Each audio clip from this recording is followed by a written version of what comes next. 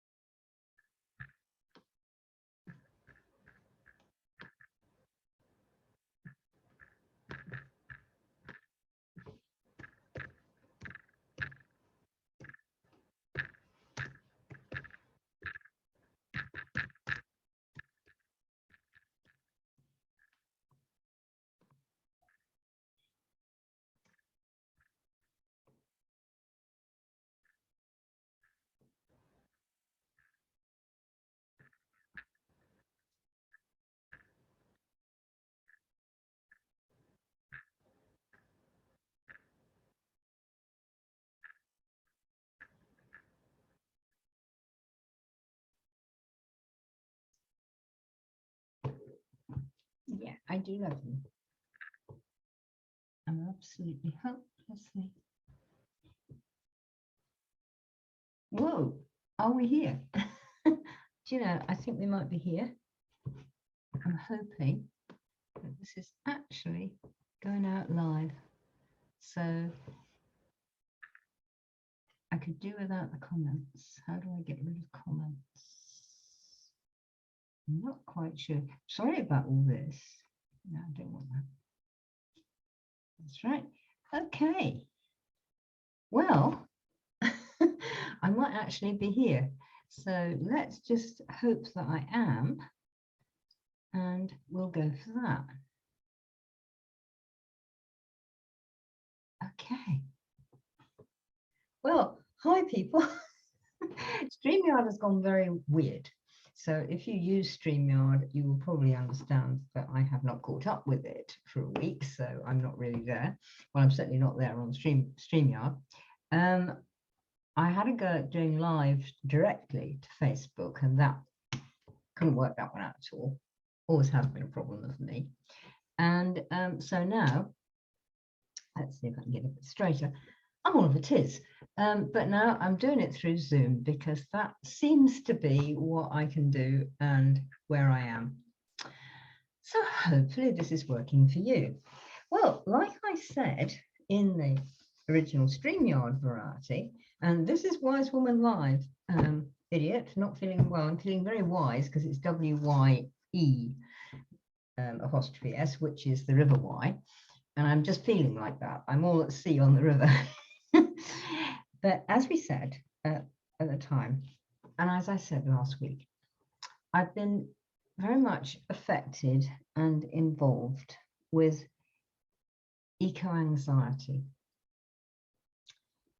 I'm not feeling it too badly myself because I have got lots of projects which help me along, which we talked about a bit last week. But I am noticing it in people around me. And something that came up particularly even today is people think that sort of like minority groups are going to be the ones who are going to be really affected. I'm actually part of a minority group because as you can sort of see, I'm crippled. It goes all down my back and all through my legs and everywhere else and all sorts of things like that.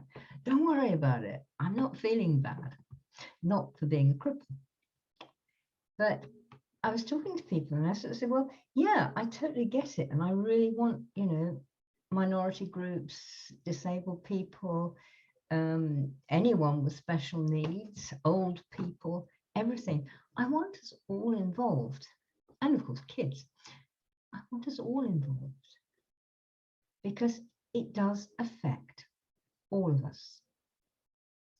We've got just sort of supposedly think we're pulling out of COVID, although I don't think that's gone away, and I'm sure many of you agree with me on that. And we're thrown into the Ukraine war, which I went on about a little bit last week. I think all the parties involved have very bad reputation on getting things messed up like this. None of them have a right to be there. And the whole thing is about oil, which is something we ought to be getting rid of, not something we ought to be trying to get more of. And I expect a lot of you agree with me about that, particularly with the idea of the ecosystem and with eco-anxiety. But one other thing we're talking about today, and it's some stuff that I am working with. I'm part of a group called the Shropshire Loves Nature Festival team, and we really want to help everyone realize that there are so many things we can all do, little things, because what seems to be happening, and what I've noticed with a lot of people, is that they feel helpless.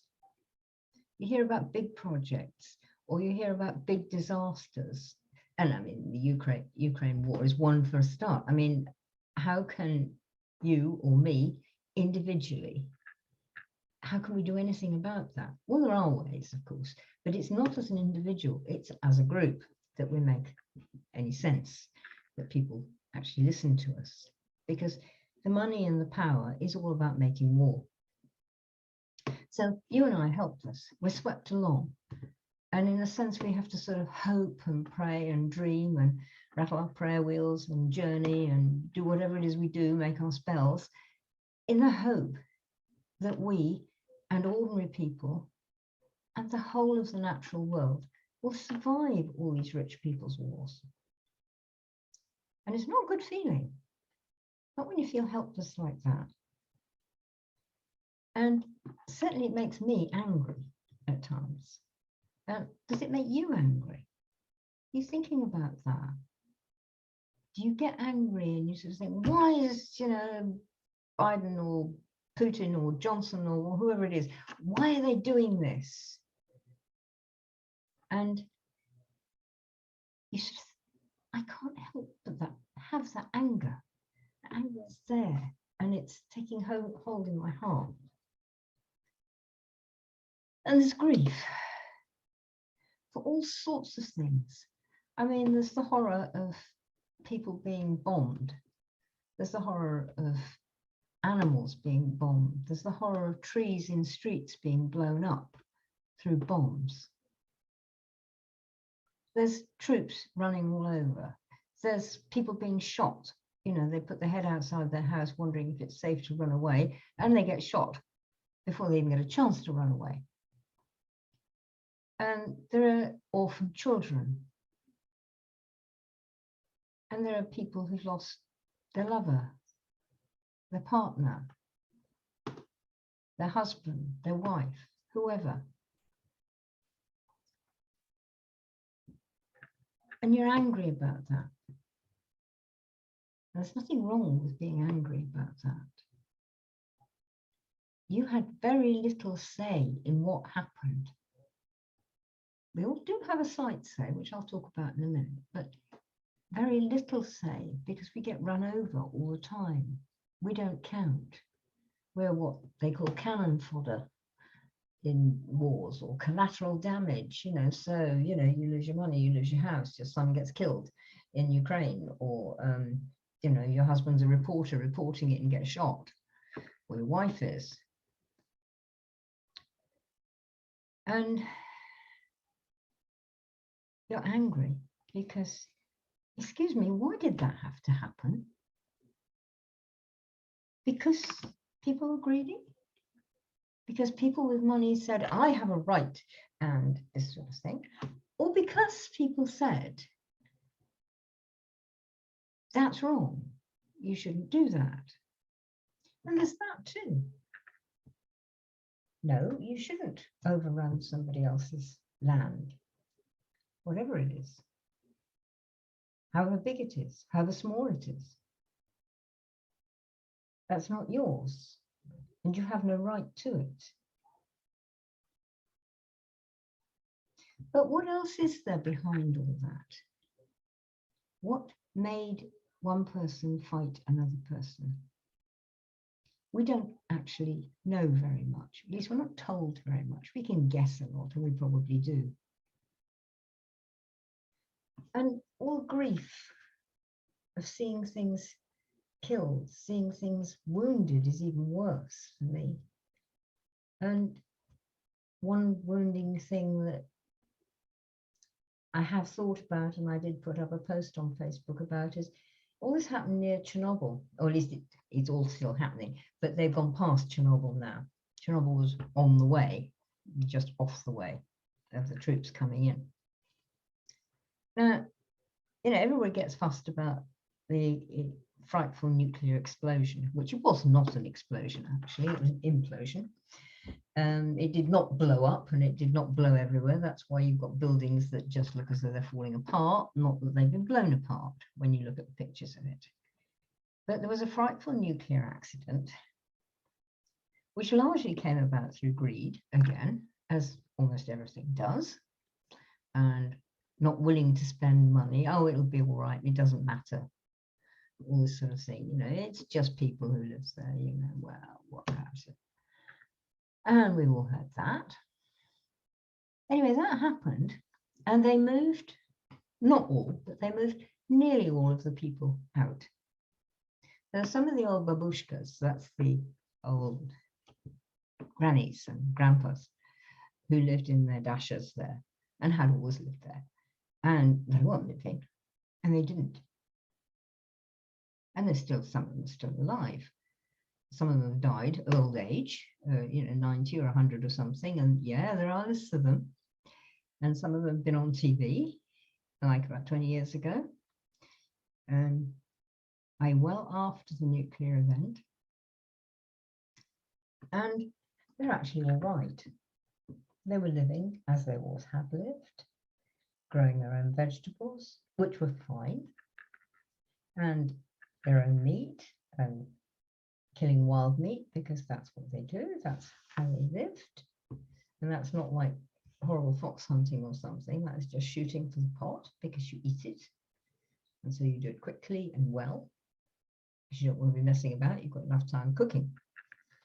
But apart from the fact that you probably have respect, because when you live in the middle of the forest like that, so close to wildlife, so close to the trees, so close to the plants, you learn to live and love with them, and you respect them. And a lot of people left their pets, nearly everybody left their pets, the animals that they have been living with. And other animals came in after all humans had gone. And if you saw that program that was on only a few weeks ago about Chernobyl, it's one of the most beautiful and best nature reserves. In fact, it probably is the best nature reserve in the whole world, on the whole of planet Earth, because it's got no humans. That's why it works. And then the Russian troops marched through. And I don't know what actual fighting went on there, probably not a lot, because who are you going to fight?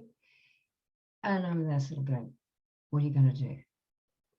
Are you going to hurt this fantastic naturescape, this fantastic ecosystem that has put itself back together in 50 years? You're not going to hurt it, are you? Because they won't. They've gone right through, and since there wasn't anybody there, as far as one can tell, not a lot was done. Damage, I mean. But think of what's actually happening in the towns, in the cities, and not just to people. Think about the plants that have been killed, blown apart, poisoned. Think about the animals similarly, blown apart, poisoned, killed. So this isn't just about humans. This is about everything. And let's take it a level deeper. It's about the grief for Mother Earth's body, the land, the soil, the ground that we walk on, stand on, garden, plant, build our houses on. That is Mother Earth's skin. It's like this. It's like this. So how would you feel if people threw explosives at you and blew bits of your body apart? your skin, your top level. That's what we're doing. And yes, it does matter. And then there's the other thing which hits people so much, guilt. There's an awful lot of, and we all get it at times, is why am I okay when they're not? Why didn't it happen to me? Why did it happen to them? Not that, you know, you actually want it to happen to you. You probably don't, unless you're rather strange, which you might be. There are people who like that. But it's this guilt that you're a survivor. The survivor guilt is strong in all of us. Why did he, she, this plant, that building, this place get hurt? And I'm all right. And the thing that happens is, and I've seen this, you know, from young people as well, not just older people, is I'm glad I'm not there. And there's nothing wrong with feeling that.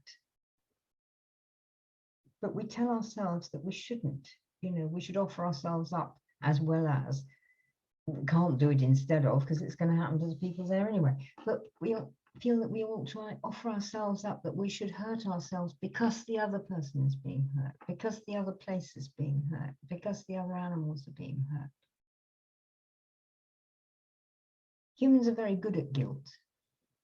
We're very good at hurting things. We're very good at being selfish. We're very good at greed, an awful lot of us. And so we're very good at guilt. What did that say to you? Did that say things to you? That we're very good at all these things that probably end us up in guilt.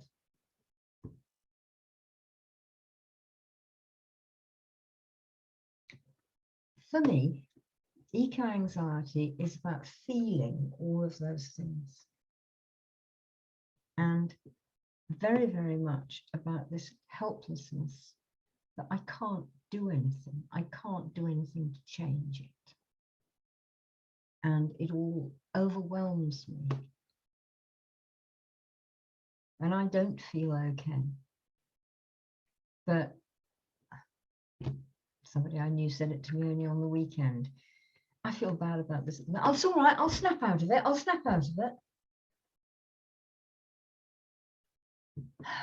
No, don't snap out of it. Please don't snap out of it. It's actually okay not to be okay. In fact, it's very important to be able to feel not okay about things. Because pain, all of the stuff, actually makes us change and makes us move. And it's an energy that we can use. I'm not saying that I like pain, and I'm not a masochist by any manner of means or any of that kind of shit. But I am saying that when something hurts, you want to change it. And that's the point. So we need to use the anxiety, we need to use the pain, we need to use the worry. We need to use the I'm not okay to change. There's an old saying, you cannot change anything but yourself. But when you change yourself, you see the world change around you. And that's true.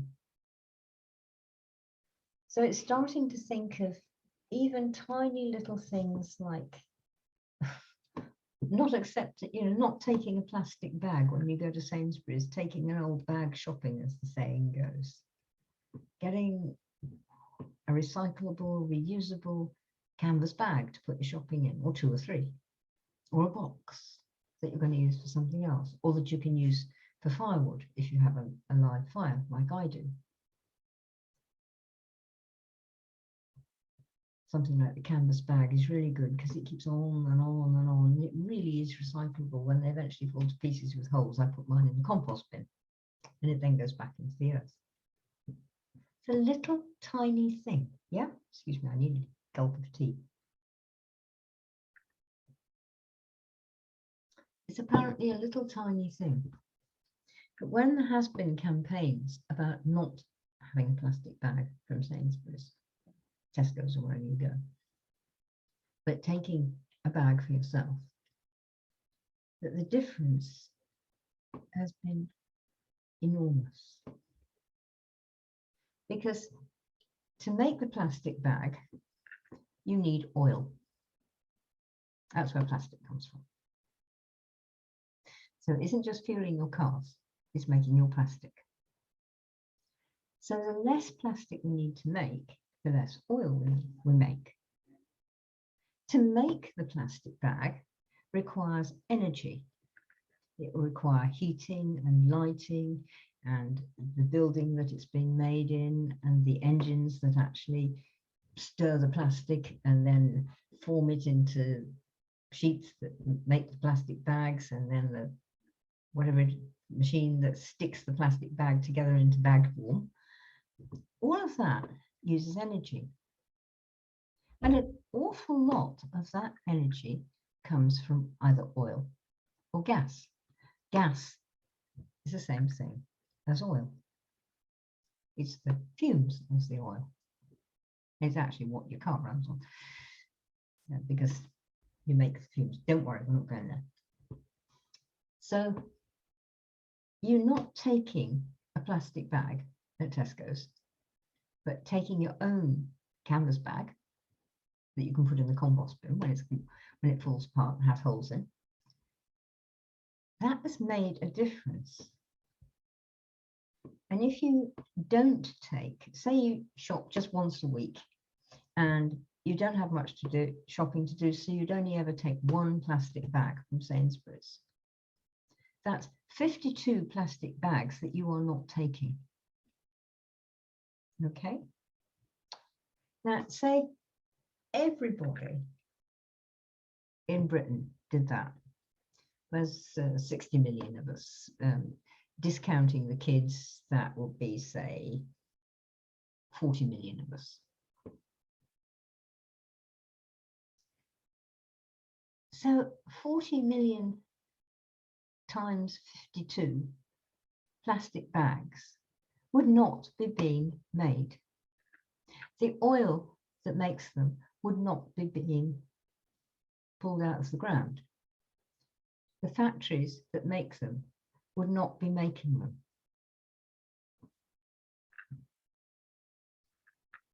So you not taking a plastic bag from Tesco's is going to make a difference. It really is, my loves. It's big, especially if you can get your mates to do it too. What else can you do? You're out for the day. So, you know, you want to go to Costa's or Starbucks or somewhere. So you don't have their cup.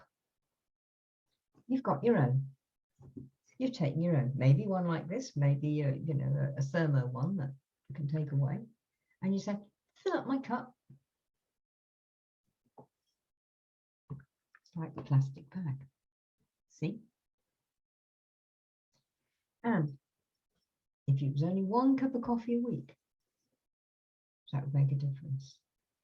If you go to work for somebody else, you probably have at least 5, if not 10, cups of tea or coffee that you get in somewhere like Starbucks or the cafe down the road or wherever it is you go. And they may well be takeaways because you want to take them out to the park, or they want to sit in the sunshine, assuming you have any sunshine, or you want to take them back to the office.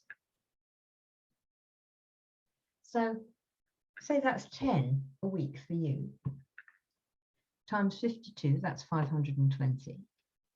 Times 40 million. Say 20 million if you're going to take a working public. 20 million times 520. I'm not going to do the maths. I'll leave that to you. That's more energy and oil that you are not using. That's big. What else can you do?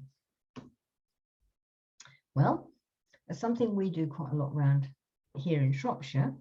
There are quite a lot of places, little shops, where you can go and buy milk. But you take your own old milk bottle and you fill it up from a big machine, which stores the milk, all safe and cold, all that sort of thing. And you just go, put your bottle underneath, turn the tap on, fills up, that's it.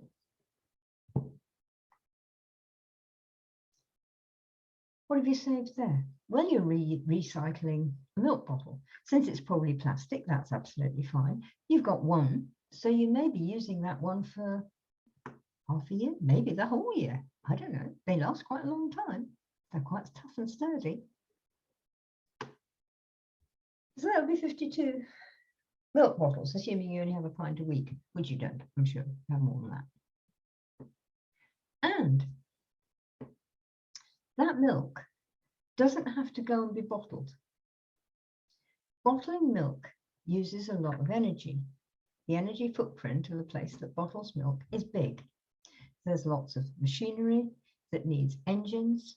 There's cooling, which needs engines and uses quite a lot of fuel and oil to cool things, as well as to heat things. There's all the stuff that moves it along the racks, you know, here's one, you know, comedy show over. That's not being done. That's not needed. And then it goes on to lorries and vans and all that sort of thing, and it gets taken to Tesco's or even the local shop, and you go and take it out of the fridge.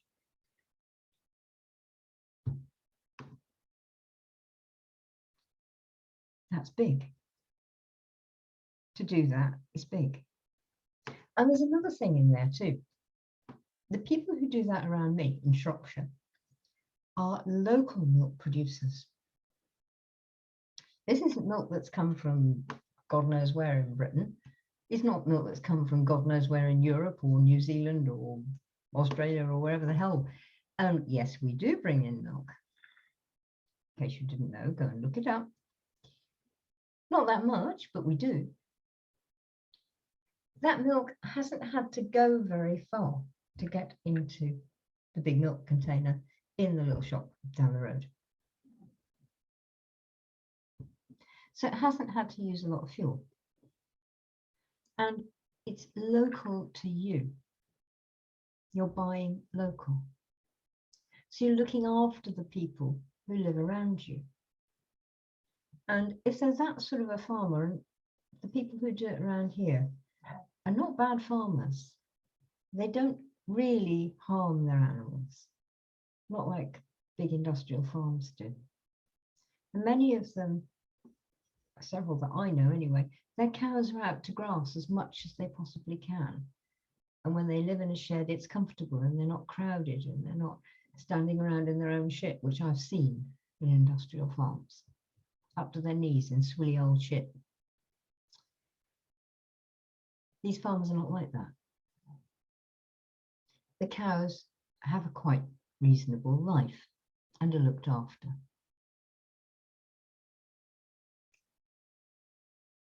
In fact, I'll go this far. When it was foot and mouth and that, I knew people with these sort of farms. And sometimes, you know, one animal got it, or when they got, if they get a TB test now, then they lose their animals. Their animals have to be killed because of laws which may or may not be a good idea. But there's a lot of debate going on that in the scientific world. Maybe not in the Daily Mail, but there is in the scientific world. Whatever. When they had to lose their cattle, I've seen them in tears. I've had a farmer in my arms who's crying because he's just lost 50 cows. They've just been shot in front of his face. And he lost them.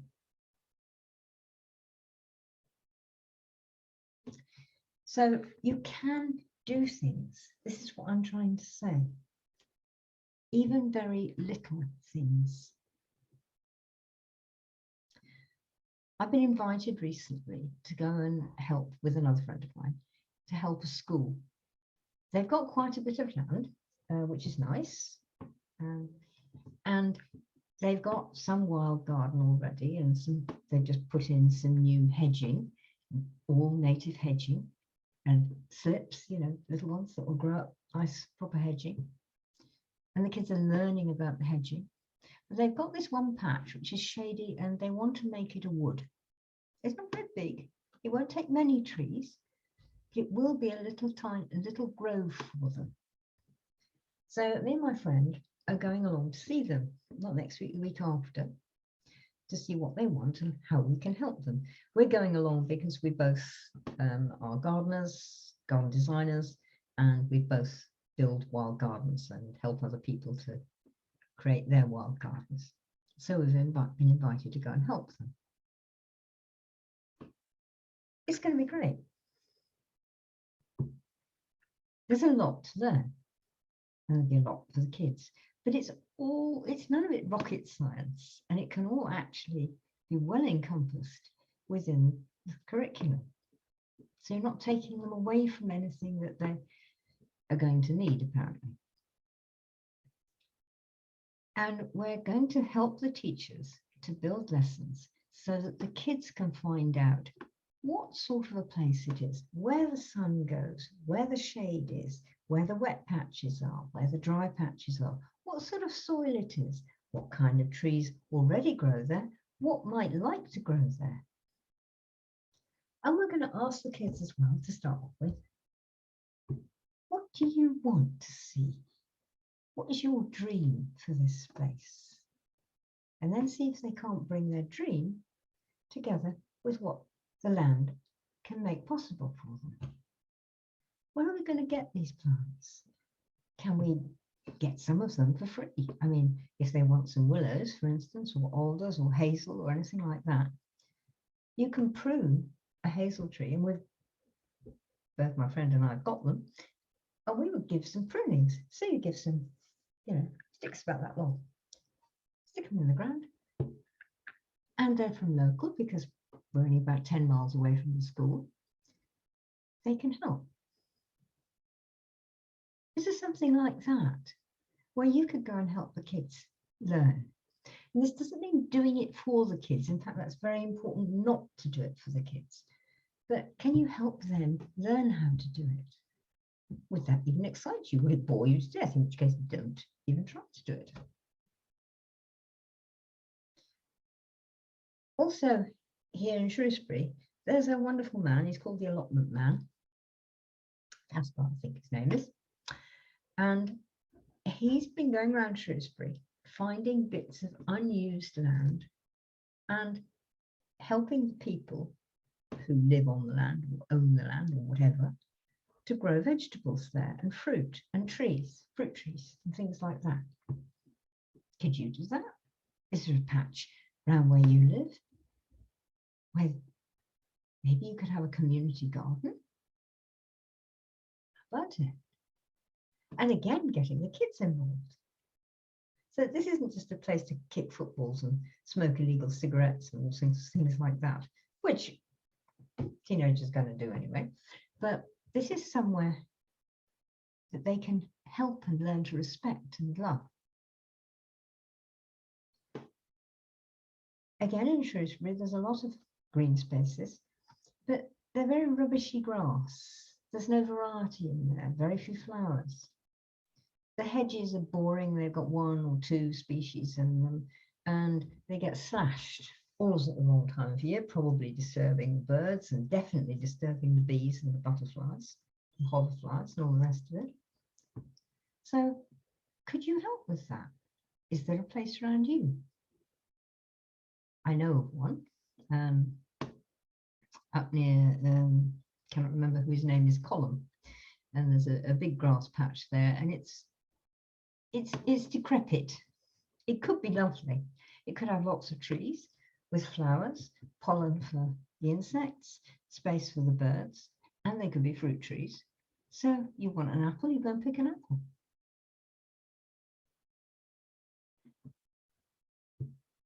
Growing out of that, you and the people and the children sort of say, well, you want an apple? Come and help me with looking after this tree, watering it. planting it, feeding it. Didn't have an apple in the autumn.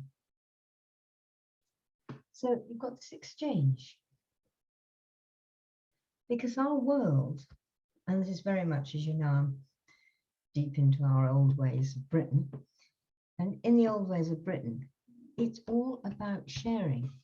It's a figure of 8. You know, I give to you, you give to me, I give to you, you give to me, I give to you, you give to me. And it's not dependent on that. It's not conditional on that. But that allows the flow. It allows the energy flow to happen.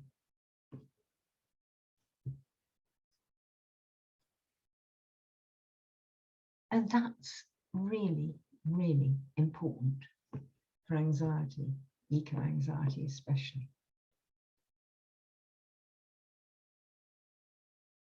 The people around you, where you live, you need to learn to work with them. You don't have to love them to death or anything like that, but you need to learn to work together. We don't do this because we hardly ever meet anybody. Yes, I'm talking to you now on Zoom, but I do actually meet live people as well. And I do try to make a habit of that.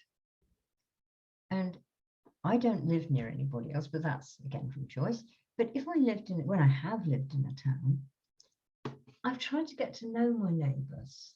Not all of them well, some of them very well, some of them hardly at all. So that we all know each other. And if you haven't seen Fred for a bit, which actually happened to me in London, the last place I lived in London, nobody's seen Fred for 2 or 3 days. And he was actually very ill, but we managed to get him to hospital in time, and he did live for another year or 2. But that's because people noticed, because people cared. They didn't go, oh, well, and look away. And so, you know, hello, Mary, have you seen Fred recently? No, have you? Do you think Jenny's seen him? She sees him quite often. Let's go and ask. And I had a very busy job as a project manager for the Ministry of Defence at the time. And several of my neighbours had, you know, as a doctor and school teachers, and as well as people who, relatively speaking, lived at home. But we did care. We made time to notice. That's really important.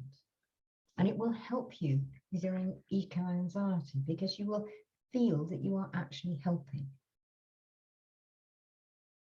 Now, I just want to reverse a minute for the last bit. I talked about plastic bags, for instance, and quite a bit about the uses of oil and fuel, you know, like carting your milk around and feeding, you know, making the factories able to go, the engines in the factories able to go, making electricity, all that kind of thing. And it was about oil. Like I said at the beginning, the Ukraine war is about oil. And you know where one of the best examples of what's actually been happening and going on in Ukraine with regard to oil is? It's a James Bond film. It's an old James Bond film, not one of the modern ones. I can't remember which James Bond it is. He was dark-haired anyway, but whatever. And it's quite funny, as all the old James Bond films were. But it's about oil. It's about a pipeline that goes across Ukraine and is going to feed Europe, just as this one was. So if you're not using so much oil because you're just not taking plastic bags anymore, maybe you're actually even helping the Ukraine war to stop. Because if you don't want the things that people make with the oil, they won't have any money concerns to get the oil, to make it, because they want it, because they want to make money. And you're saying, tough, I don't care whether you want to make money. I'm not helping you, not with this, because I don't think this is a good idea.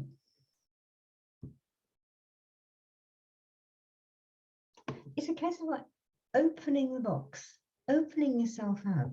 What little thing can I do? Just 1 or 2 little things can I do that will help? And every one of us has one or two little things that we can do. So how about this coming week? You just have a little think about that. And not only a little think about that, talk about it with your friends. Talk about it on Facebook. Talk about it when you go out for a coffee with your friends. Talk about it wherever you go. What little thing can you do?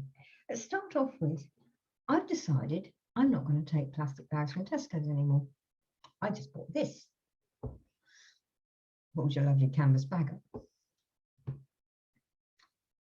And then you can start chitter-chattering with the people you know, with your friends. And your chitter-chatter will do so much more than some scientific exposition by somebody with alphabet soup after his name, because I go to sleep with them. I expect you probably do often as well. But your chitter-chatter, partly because your friends know you, will make a difference. So let's all go out and chitter-chatter about one or two things, just one thing that we're doing, which is actually helping the ecosystem of planet Earth. Okay, guys, I'm off. I'll see you next week. I have no idea how I'm getting to you, but I suspect it's going to be on Zoom, since all the other channels seem to be sort of folding down on me, so I'm probably not supposed to do that. So I'll see you all next week. Have a good one. Talk to me on Facebook, because I like to hear what you're thinking. And see you next week. Bye.